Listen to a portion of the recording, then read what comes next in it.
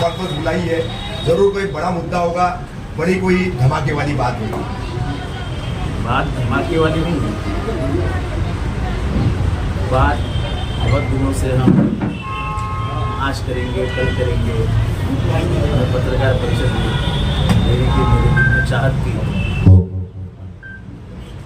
पत्रकार परिषद लेने के दिल में मेरी चाहत थी, लेकिन वक्त के अब न मिलने के कारण मैं नहीं ले पाया। 30 तारीख को चुनाव है और ये कहने में मुझे बहुत खुशी होती है कि लोग लाइब्रेरी ढूंढ रहे थे। हमने लाइब्रेरी कब बनाई पता भी नहीं चला उनको। आज लाइब्रेरी में रोज 50-60 बच्चे आके पढ़ाई करते हैं। उसके बाजू में ही शादी खाना बन रहा है, उसकी प्लिंथ उठ चुकी है। ज्यादा दिन नहीं है अभी शादी खाना शुरू कर। कम्युनिटी हॉल कह सकते हैं जी जी, उसको कम्युनिटी हॉल कह सकते हैं। आप कुछ भी समाज के लिए रहेगा तो कम्युनिटी हॉल का उसको कम्युनिटी हॉल कह सकते हैं। भी प्रोग्राम होगा तो उधर आप कर सकते हैं। फिर सबसे इम्पोर्टेंट ये है कि हॉस्पिटल शुरू हो गया। हॉस्पिटल सब मशीनरी आ गई है। उसे क्यों रुकाया गया था ये मेरी जानकारी में नहीं। 3 महीने से हॉस्पिटल बिल्कुल रेडी था और उसको विधानसभा के चुनाव तक रोका गया था कि नहीं। अब कमिश्नर तो तैयार था, डॉक्टर पॉल जो इसको मिला है वो भी तैयार था, लेकिन उनको उद्घाटन की तारीख नहीं थी। और ये क्या खेल हो रहा था मैं बोलना नहीं चाहता हूँ, आप समझ लो। फिर बाद में हम एआर पॉलिसी के तहत जब हमारे यहाँ संजीव जायसवाल कमिश्नर थे उस वक्त हमने एआर पॉलिसी प्लान करके पास करवा ली। हमको जायसवाल साहब ने मदद की, हमको बीच में जो असीम गुप्ता और ये बीच में तो नहीं करते हैं विपिन कुमार और अभी जो हमारी तरफ कमिश्नर सौरभ राव, इन्होंने दोनों फाइनल सिग्नेचर्स अभी सौरभ राव के हुए हैं और पहली एक अच्छी स्कूल और बड़ी स्कूल हम मुमरा में बनाए। ये स्कूल ये मुमरा की शान बढ़ाने वाली स्कूल रहेगी और ये सीबीएसई आईसीएसई सब रहेगा इसमें। इधर ही उसके बाजू में कॉलेज बनेगा।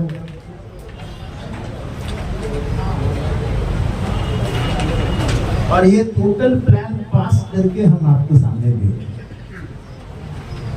इसमें ही स्कूल प्लस कॉलेज दोनों ऐसा ही है।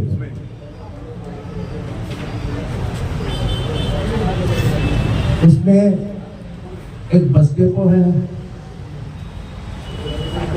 वो हम तो नहीं कहेंगे कि एयरपोर्ट जैसे होगा, जैसे बारामती में कहा जाता है, लेकिन अच्छा होगा।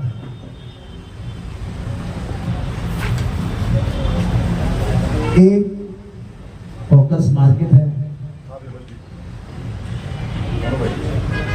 नहीं, इसका ये मैं क्यों दिखा रहा हूं कि लोगों ने खत देके मित्तल गांव के सब काम बंद करवाने की कोशिश की। कुछ होशियार लोग हैं जिनको मित्तल का एक भी काम पसंद नहीं आता है। फिर वो बोलते हैं कभी जाके कि एलिट के ऊपर कब्रिस्तान का रिजर्वेशन था, अब कब्रिस्तान का 7 बार ही दे दिया मैंने, अब क्या है? इसको क्या बोला है? उसके बाद कोई बोला नहीं है सतपारा गए थे, मैंने सतपारा ही दिखा दिया सबको। नीलेश सतपारा गए था। वो तो उसी रवीन गार्डन की आपने किसी मीटिंग में आपने दिखाया था। फिर दिखा देते फिर दिखा देता है, कुछ नहीं आया उनके लिए।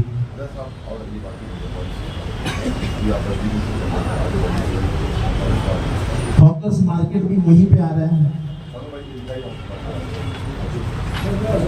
और इसमें ओपन स्पेसेस बहुत रहेंगे और ओपन स्पेसेस होने के कारण हम फुटपाथ हॉकर्स को शिफ्ट कर सकते। एक नया हॉकर्स जोन भी हम ला रहे हैं, वो भी करवा रहे हैं। अब ये कब्रिस्तान का 7 है। आप दिखा दीजिए उन लोगों को जो बातें कर रहे हैं।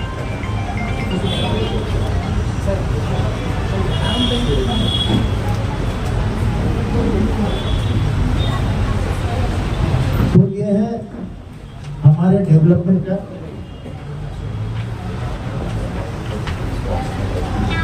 इसमें ड्रामा थिएटर है पर उसका कुछ पार्ट हम हज हाउस, लेकिन कुछ लोगों का ऐसा भी बोलना है कि हज हाउस बहुत नजदीक है आपके, और मुंब्रा में कौन आके रहेगा हज हाउस का, क्योंकि एक हज हाउस बन रहा है सिडको के एरिया वाशी में। तो कोकन से आने वाले लोग तो इधर से हज हाउस का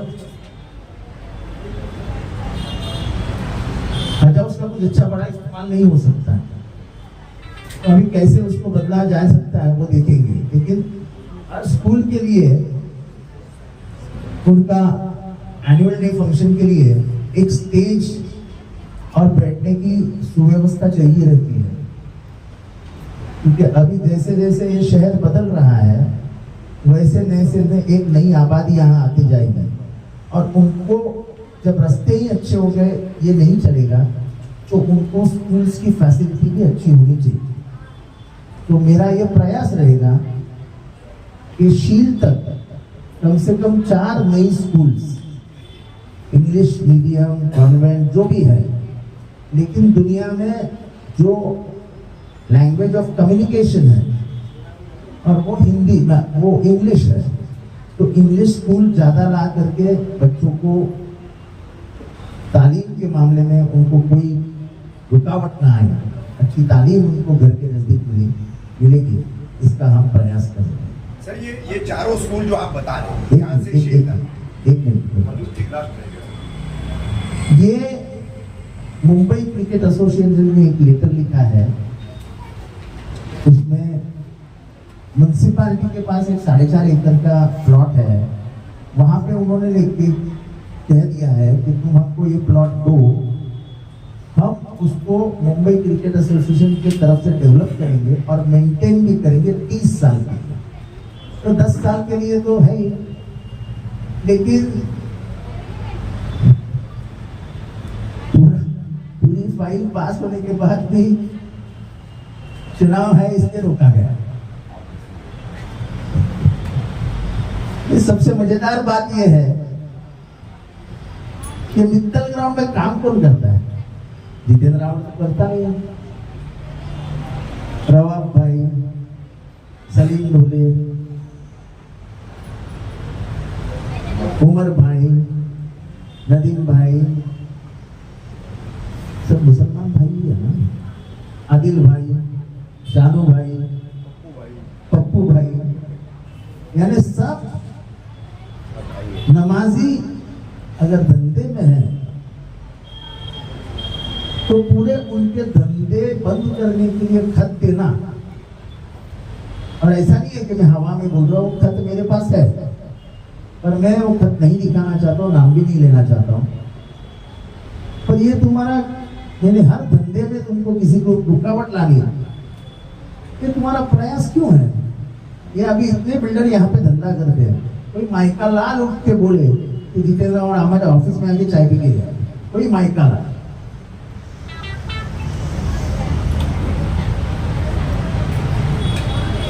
लेकिन ऐसा है कि ताकत तुम्हारी सही जगह पे इस्तेमाल, नहीं उठा ना। साइलेंट कर देना भाई। बात करेंगे आप दिखा दीजिए ये एक सीसी है मार्केट की सीसी दिखाई आप नहीं दिखाइए ना वो। हमारे पास सब सीसी है। देखिए ये मार्केट की सीसी है। बातें कल आएगी कि ये लोगों ने ऐसे ही ले लिया प्रेस कॉन्फ्रेंस। ये मार्केट की सीसी है, ये मैं दिखा रहा हूँ आपको। शमीम भाई ये जो AR मेरी प्रेस कॉन्फ्रेंस खत्म होने दो, फिर मांगता है वो सवाल। नहीं मैं उसी के साथ एक मिनट। और इसके बाद ये ड्रामा थिएटर की सीसी है। उसके बाद दे देंगे अभी। ये स्कूल और कॉलेज और अर्जी की सीसी है। उसके बाद ये TMT बस डिपो की सीसी है। अब ये बात करने के लायक नहीं रहेंगे कि हमने गलत बात किया है। अब आप सुनिए। और हाँ, ये अर्जी का जो साहब बताया आपको MCA का लेटर, हाँ अभी आपको सबकी कॉपी हम आपको दे देंगे कि कॉपी। अब बोलिए। तो ये तो मेरे मुस्लिम भाइयों का ही था, उधर से ही रोजी रोटी आती है, बहुत रोजगार वहीं से मिलता है। जैसे ही वो बिल्डिंगें बनेगी, कम से कम 6000 फ्लैट वहां बन रहे हैं, तो 6000 घरों में 6000 काम वाली, 6000 में 2000 तो काम वाली लगते हैं। दूध का धंधा बढ़ जाएगा, चाय का धंधा बढ़ जाएगा, यानी इकोनॉमी। उसमें रुकावट डालने से आपका क्या फायदा है? क्या फायदा है? हमारी हो सकती है किसी से दुश्मनी, और सब मुसलमानों का धंधा बंद गिराना। अभी सोलिन डोले तो बड़ी शख्सियत है इस शहर, तुमने तो सब पे कट डाल दिया बंद करो इन तरह। जो स्टॉप वर्क नहीं आई वो बात अलग है, पर कोशिश बहुत की गई, और उसमें उनके दोस्त है इस प्रोजेक्ट के अंदर, उनके दोस्त भी है, नाम किसी का लेते नहीं चाहता। स्लॉटर हाउस बहुत चिल्लाते थे मेरे नाम से, स्लॉटर हाउस कहाँ है, स्लॉटर हाउस गुम हो गया। स्लॉटर हाउस को बनाना ये 100-150 करोड़ रुपए का काम, और म्यूनसिपालिटी के उतना पैसा म्यूनसिपालिटी के पास नहीं है। जो सच आज म्यूनसिपालिटी के पास सिर्फ 100 करोड़ रुपए, और वो 100 करोड़ नहीं खर्चा करेंगे क्योंकि अचानक कोई कैलामिटी आ गया। कैलामिटी का मतलब है कोई भी नैसर्गिक विपत्ति आपदा आ गई, तो उनको रिजर्व में रखना पड़ेगा। तो म्यूनसिपैलिटी अभी क्या करती है कि हर चीज वो PPP में दे देती है कि भाई तुम बनाओ, और कुछ साल के बाद हमारे हाथ में दे दो, और नहीं तो सिस्टम है अभी म्यूनसिपैलिटी पे सब जगह हुए वो ही हुए। फिर लोग ये बोल रहे थे कि हॉस्पिटल में बहुत पैसा लगेगा। मुझे ये दिल्ली मॉडल हमने लाया है, और उसको कहा जाता है पेनीलेस हॉस्पिटल। आपको 1 रुपया लेकर जाओगे हॉस्पिटल में, तो आपको 1 रुपया भी जेब से नहीं मिलेगा। तो डॉक्टर की जिम्मेदारी है, वो बोल कहाँ से वसूल करना उसको मालूम। सब सरकारी योजनाओं के तहत हॉस्पिटल में मुफ्त आपको इलाज किया जाएगा। अभी कैंसर यूनिट की बात हो रही है, अभी आपको मालूम है एक मॉडर्न कैंसर यूनिट उस हॉस्पिटल में है, जिसमें आपको रेडिएशन मिलेगा, जिसमें आपको केमोथेरेपी मिलेगी। इस नीचे जमीन के नीचे खोद के एक मशीन डालते हैं, उसका नाम मैं भूल गया। वो रेडिएशन से बचाने के लिए वो जमीन में डाला जाता है, उसको फिर एक बाहर से कवर डाला जाता है, उसकी बराबर रचना की जाती है ताकि कोई वेव, वो जो रेडिएशन की वेव्स है वो बाहर नहीं जाए, उसमें बहुत तकलीफ होती है। तो वो मशीन उधर डाला हुआ है जिसका इस्तेमाल कैंसर में होगा। और मैं बोलता हूं कि कैंसर के लिए पूरे कोंकण से अपने पास लोग आएगा। पूरे कोकण से। मैं आ गया था क्लस्टर की तरफ, स्लॉटर की तरफ। तो स्लॉटर की हम 1.5 साल मेहनत करके मैंने यहाँ से पूरा था। हमारे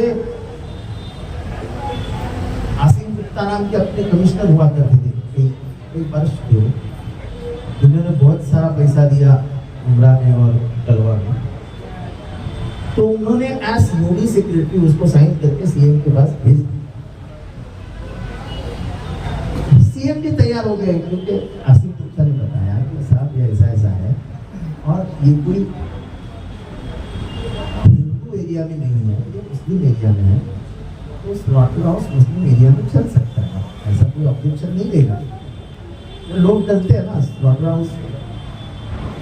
तो उन्होंने सब समझाया और उन्होंने कहा भी कि मैं वहाँ पर कमिश्नर रह चुका हूँ, मुझे मालूम है क्या आबादी है, किधर और क्या देना चाहिए। मैं आपको कह रहा हूँ, मैंने साइन कर दिया कि ये मंजूर कर दो। उन्होंने मंजूरी के लिए रखा भी, और मैं किसी को कुछ बताता नहीं था। मुझे मालूम है क्या होने वाला है, चुपचाप बैठ गया। खबर बाहर कैसी गई मुझे मालूम नहीं। मुख्यमंत्री को बोला गया साहब चुनाव जाने दो ना, रुका हुआ।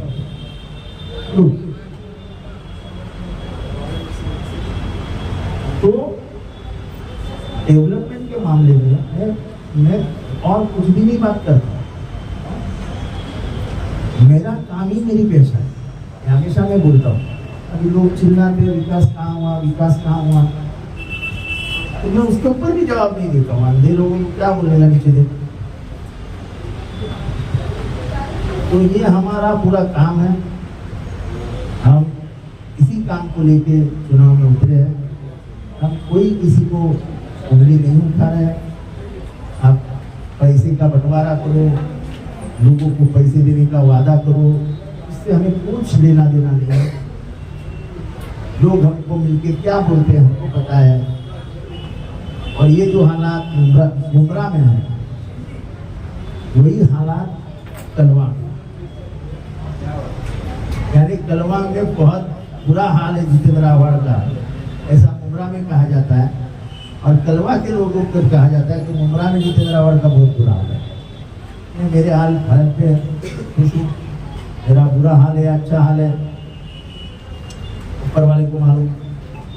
तो ये प्रेस कॉन्फ्रेंस मैंने कोई किसी के लिए क्रिटिसाइज करने नहीं बुलाई थी। हम बहुत पॉजिटिव कैंपेन कर रहे हैं। हमने आज तक किसी भी आदमी का नाम नहीं लिया है स्टेज से, और नहीं चुनाव खत्म होने तक नहीं। किसी भी आदमी का नाम नहीं लिया है, किसी के ऊपर भी टीका टिप्पणी नहीं करनी है। इसको ही डेवलपमेंट कहते हैं, ऐसा हमारा मानना है। हम ये चीजें लाए हैं और इसके आगे जाके और एक अपने स्टेडियम की जहां दीवार खत्म होती है उसके बाद एक बड़ा प्लॉट, उससे गार्डन का रिजर्वेशन था। तो मैंने मित्तल ग्राउंड के मालिक अनिल मित्तल मेरे दोस्त थे, तो मैंने बोला एक गार्डन है जो तो मेरे नाम पे रख दीजिए, मैं इसको ले लूंगा। मैंने बोला कि मेरी तमन्ना है कि मेरे माँ के नाम ये गार्डन बन। अब ये सब मेरा उसका बात हुआ, बहुत लोगों ने उनको फोन किया कि ये गार्डन हमको जो बड़ा प्लॉट है 5-6-7 एकड़ का प्लॉट है। तो उन्होंने बोला नहीं भाई, जितेंद्र ने पहली बार कुछ मांगा है मेरे से, मैं उसको ना देंगे। वो बेचारे नहीं। फिर आपको मालूम है अभी डीपी आया नया डीपी, उसी स्टेडियम के सामने थोड़ा सा इधर उधर शमशान भूमि है। आपको मालूम है 5 एकड़ कब्रिस्तान में एक स्मशान भूमि का पार्ट 10 बीघा जमीन 20 बीघा के 10 घंटे मालूम है, लेकिन शमशान भूमि का रिजर्वेशन है और शमशान भूमि है उधर। तो 1 किलोमीटर के अफराद में आप सेकंड शमशान भूमि नहीं ला सकते, और वो जमीन खराब करने के लिए वहाँ शमशान भूमि रखे रिजर्वेशन। ठीक है, रिजर्वेशन में और ये कौन ला सकता है, ये कौन करता है सर? भी नाम नहीं लिया। जो अपने आप को बहुत बड़ी समझते हैं उस ड्यूटी में, एक गार्डन के मेरी बच्ची खेलने वाली थी काम वहाँ पर, तो मेरा बच्चा आने वाला था खेलने को वहाँ पर। तो यहाँ के गरीब बच्चों के लिए क्रिकेट और वो ग्राउंड बन जाता, माँ बहनों के लिए गार्डन बन जाती, तो एक अच्छा व्यवस्था हो जाती थी। तो व्यवस्था सुधरनी चाहिए। फिर चिल्लाते हैं रिजर्वेशन किधर गया। कल एक बोल रहा था कि 16 एकड़ का कब्रिस्तान का रिजर्वेशन है। मैंने एडीडीपी को फोन किया, कब्रिस्तान 16 एकड़ किधर है? तो खुदा ही रहूंगा 2 घंटे के बाद बोला रहे सब मिला के फिर 16 एकड़ है। तो ये अफवाहें फैलाने के लिए आप नहीं कह सकते, आपको कोई रोक नहीं सकता है, लेकिन आप फिजूल का वक्त बर्बाद मत करो। ऐसे खट डाल के ऑफिसरान को अफसरान को धमका के कुछ नहीं होता है। शहर को मालूम है डेवलपमेंट क्या है, और आपके नाते आज सभी घरों में जाएगा कि डेवलपमेंट किसको कहती और जितेंद्र रावण का नेक्स्ट 5 ईयर प्लान क्या। सर आपने गौसा के इलाकों से लेकर शील तक, तो ये चारों स्कूल सरकारी होगी, मनपा की अंतर्गत होगी? मनपा बिल्पा नहीं, अच्छी स्कूल लाइन। अच्छा हुआ याद दिया। हमारा जो इसका स्कूल है एमएमबेरी का जो म्युनिसिपैलिटी स्कूल है, वो फजलानी नामक के ट्रस्ट में ले लिया। अब उधर का पूरा मेंटेनेंस, उधर की पूरी टीचर्स की व्यवस्था, पढ़ाई लिखाई, उनका पूरा सब तलाशना, ये वो सब वो फजलानी ट्रस्ट करेगा। एग्रीमेंट हो चुका है। अभी तक मैं क्यों नहीं बताया था, नहीं तो वो भी कैंसिल हो जाता। अब तो कैंसिल नहीं हो सकता है। अभी कमिश्नर जी चाहे तो कैंसिल नहीं कर सकता है। कोई पत्र चला जाता है, मैं नहीं बोलना चाहता पत्र चला जाता है, क्या जाता हो जाता, लेकिन वो कैंसिल हो जाता है। तो मैंने फजलानी का सब चालू था, मैंने इनको भी नहीं बोला था कि फजलानी का चालू, मैंने नहीं बोला था कि अब मुंद्रा में एक काम करने वाला, एक काम रुकाने वाला। मैं अभी भी सोचता था मुसलमान लोगों को धंधे में मदद करनी चाहिए। अगर उनका काम 2 दिन में हो रहा है तो 2 घंटे में करके देना चाहिए। अपने ही लोग आगे बढ़ रहे हैं तो उनके पैर में पैर तो मत डालो यार। अमर साहब, किए गए विकास काम ठीक है, अब आपने ये आने वाले फ्यूचर का पूरा प्लान बताया है, उसमें किस तरह से रुकावटें डाली गई ये भी बताया है। तो क्या ये एक वो प्रयास है, चर्चा है शहर में, विपक्ष जो है आपके सामने खड़ा है वो आरोप लगाता है कि आपके पास भाजपा के अलावा कोई दूसरा मुद्दा नहीं है, तो क्या ये उसी को आपने जो है जवाब देने के लिए ये तमाम चीजें सबके सामने रखी है? मेरे भाई, ये आज पास नहीं हुआ, मेरे को प्रेस कॉन्फ्रेंस करने के लिए ऐसा समय नहीं मिला। आज मुझे आराम था तो मैंने समीम भाई को कल बोला 4 बजे प्रेस कॉन्फ्रेंस की। दूसरी चीज, भाजपा का मुद्दा है ना, क्यों मुद्दा नहीं है? हमारे विचारधारा की लड़ाई है, और मैं विचारधारा की लड़ाई आपको मालूम है, आज नहीं लड़ रहा हूँ, मेरे बचपन से लड़ रहा हूँ, क्योंकि जो विचारधारा में चाहिए ही नहीं। जिन्होंने गांधी को मारा तो विचारधारा में स्वीकारूंगा नहीं, जिन्होंने संविधान को मारने की कोशिश आज भी जारी है, उनकी विचारधारा में से लगाव लग सकता नहीं। जिन्होंने तिरंगे को गालियां दी, तिरंगे को अशुभ कहा, वो तिरंगे का अपमान करने वालों की विचारधारा में स्वीकार कर सकता हूं। और जो हर रोज दलितों पे अन्याय करते हैं, मुसलमानों पे अन्याय करते हैं, हारने के बाद वो जिहाद कहते हैं, तो उसका तो हम बोलेंगे ना। और तुम उनके दोस्त हो, तुम उनके दोस्त हो, क्यों ना कबूल कर रहे हो? सब जगह फोटो देखो ना, मोदी, अमित शाह, एकनाथ शिंदे, देवेंद्र फडणवीस और अजीत पवार। तो मैंने क्या गलत कहा भाई? अब उनके साथ हो तो साथ हो। सर सिर्फ कलवा में दिखाई दे रहे, मुंब्रा में नहीं। जाने दो, इससे मेरे को कोई फर्क नहीं। मुझे इस पोस्टर्स बैनर्स मेरे ऊपर उठे हुई यार, मैं जवाब भी नहीं देता और मुझे जवाब देना भी नहीं।